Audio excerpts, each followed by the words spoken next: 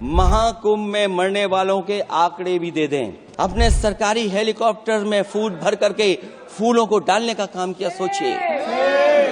और कुछ स्वीटनर भी दिए जा रहे हैं जिससे उनकी खबरें बाहर ना आ जाएं। और इससे ऊपर ये बात जो वहां पर और हुई, अध्यक्ष महोदय, जब ये जानकारी हो गई कि कुछ लोगों की जान चली गई, लाशें हैं जो मोर्चरी में पड़ी हैं, अस्पताल में पड़ी हैं, उसके बाद सोचिए सरकार क्या कर रही है।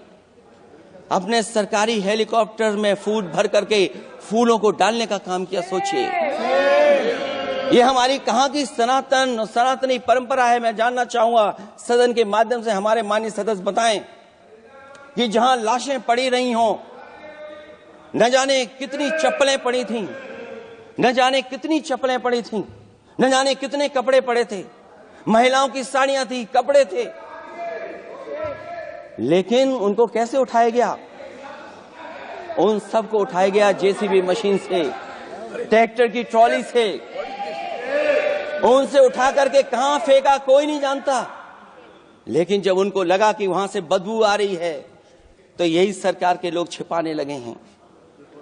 यही आपका महाकुंभ का आयोजन था।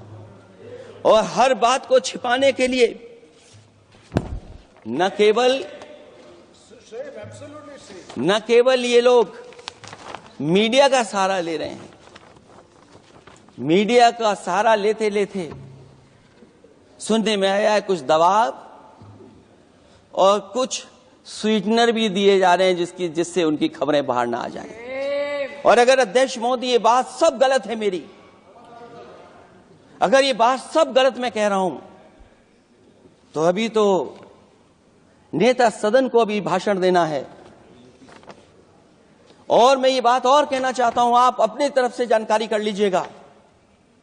हमारे उत्तर प्रदेश के मुख्यमंत्री जी ने शोक नहीं प्रकट किया था।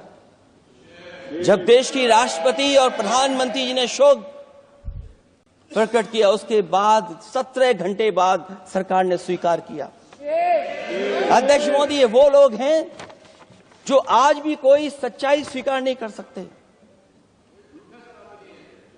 इनका रास्ता क्या है मैं नहीं जानता हूं, कहां ले जाना चाहते हैं। लेकिन जब अध्यक्ष महोदय मैंने अभिभाषण पढ़ा है राष्ट्रपति महोदया का, तो वही पुरानी बातें कि बारे अभी तो अध्यक्ष महोदय मैंने बात शुरू नहीं की है। और जिन लोगों को तकलीफ है और जिनको दुख होना चाहिए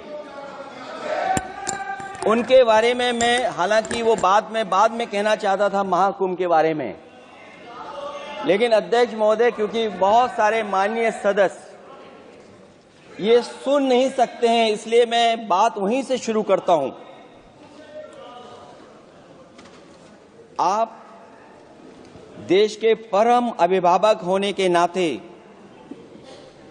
हमारा आपसे अनुरोध है कि जहां सरकार बजट के आंकड़े लगातार दे रही है, और जब मैंने अभिभाषण पढ़ा अध्यक्ष महोदय, बहुत सारे आंकड़े सरकार ने दिए हैं। आंकड़े देने से पहले महाकुंभ में मरने वालों के आंकड़े भी दे दें। महाकुंभ की व्यवस्था के बारे में स्पष्टीकरण देने के लिए मेरी मांग है अध्यक्ष महोदय, सर्वदलीय बैठक बुलाई जानी चाहिए।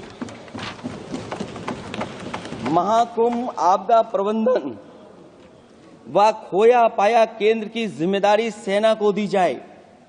महाकुंभ हादसे के शिकार लोगों की मृत्यु, घायलों का इलाज, दवाइयों, डॉक्टर, भोजन पानी, परिवहन की उपलब्धता का आंकड़ा संसद में पेश किया जाए। महाकुंभ हादसे के लिए जिम्मेदार लोगों पर, महाकुंभ हादसे के लिए जिम्मेदार लोगों पर घोर दंडात्मक कार्रवाई हो। जिन्होंने सच छिपाया है उनको दंडित किया जाए। अध्यक्ष महोदय, हम डबल इंजन की सरकार से पूछते हैं, अगर अपराध बोध नहीं था तो आंकड़े दबाए, छिपाए और मिटाए क्यों गए हैं? सच छिपाना और मिटाना भी तो अपराध है। इसका दंड कौन भुगतेगा अध्यक्ष महोदय? जहां इंतजाम होना चाहिए था वहां प्रचार हो रहा था। एक धार्मिक समागम में डबल इंजन का राजनीतिक प्रचार अशोभनीय है, निंदनीय है। इतने बड़े हादसे के बाद कम से कम अब तो वो होर्डिंग उतरवा देना चाहिए।